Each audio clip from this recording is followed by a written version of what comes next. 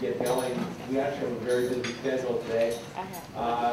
Welcome you all to the third workshop, third rare disease workshop.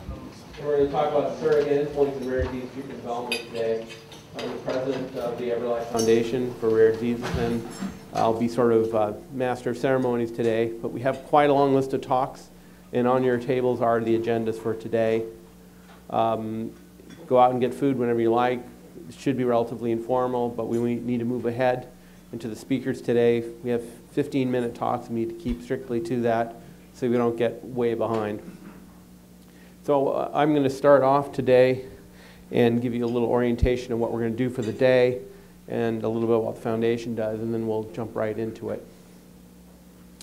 So the EverLife Foundation for Rare Diseases, basically we formed this in February 2009. Our focus is on developing treatments for rare diseases.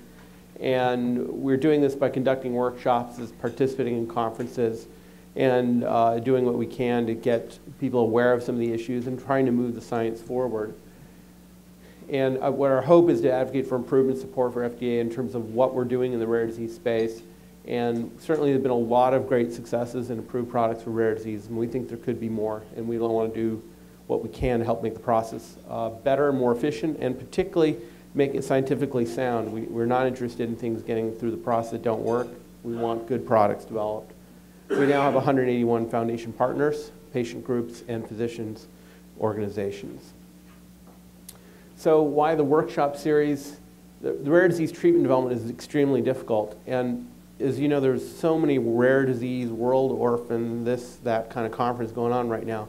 But they're all kind of floating at a high level, and the purpose of this workshop series is to get people that really have to do the nitty-gritty work. They're in there fighting the battles on how to get drugs developed and looking at these the issues to come and talk at a very high and detailed level on what we're doing. And that's the purpose of this workshop, is to take professionals in the field and focus on what are we doing to develop these programs. We know the treatment development is a very difficult challenge, and the typical approaches to clinical development may not work so well for these diseases. And we think there's better ways to define approaching the development of treatment information and how you would go about it, and try to learn from examples that are successful so that we build on history. The challenge, of course, is that much of that history is hidden in the bowels of companies or academic situations. It doesn't necessarily get translated out into the public where people can understand the details of the history, but my hope is with these workshops that we start to get that out. I think we can do better than we are doing today. So workshops, these are the two workshops we've already had. I won't go through that now, but right now we're on number 3, surrogate endpoints and accelerated approval. It's been a favorite topic from the early days of my work trying to get enzyme therapy developed for MPS I, so, but a very important area and a very challenging and difficult area. The next workshop is, well, sort of a joke. Perfect policy solutions are, of course, no perfect policy solutions, but we'll talk about policy solutions that maybe could happen, guidance or whatever else that might be helpful in the next session. So I won't give you the whole regulatory story. Mark Walton will do that when he gets here. But obviously the accelerated approval regulations, govern the use of surrogate endpoints in the situation in which the endpoint is not really validated, but could be used because it's reasonably likely to predict clinical benefit, which is what the law states. And ultimately it became part of the law in FDAMA. But there's also been a couple of guidances for industry on the process of getting qualified, as surrogate qualified. But there's not really a lot of hardcore scientific information in there that would tell you, how do I apply this rules to my disease? And what we're hoping is to get the process to be somewhat more predictable than it is. So with ultra-rare diseases, its challenges are in qualifying a surrogate to be reasonably likely to predict clinical benefit, because there's almost never any prior clinical data. There's often very minimal or sketchy natural history data. And there's lack of, the prior clinical studies or natural history that would help you, give you some kind of sense for what goes on in this disease.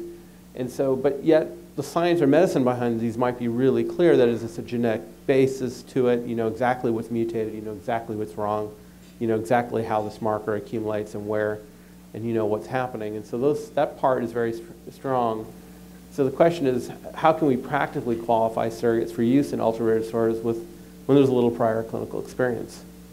how do we go about that? How can we leverage what we know and improve the process for these patients? And I bring up this particular case, and he's been our sort of poster child. As a child, has MPS 7, mucopolysaccharidose type 7, clearly an enzyme deficiency disorder. We knew exactly what's wrong in these patients. There have been multiple products approved in the MPS area, but he's not gotten treated. It's been, almost 20 years since first treated animals. So what do we have to do to get this disease treated? How do we navigate that process? This is a situation where we have science that should be applied, but how do you do it when you have an ultra-rare disorder? Very challenging. I won't go through the whole schedule today, but this is a rough look at all the people that are talking, so you can see a lot of talks. We have groups of talks and then a brief discussion. We try to group the talks by topic areas, as you can see in the agendas, to try to get the discussion going around those particular type of markers, blood markers, urinary markers. In the second half, we have imaging, physiology, some inflammation markers, CSF markers, and also some things looking at muscle Duchenne's story, which I think is extremely instructive. So that's the day ahead. As you can see, a really busy day, and I need to move on.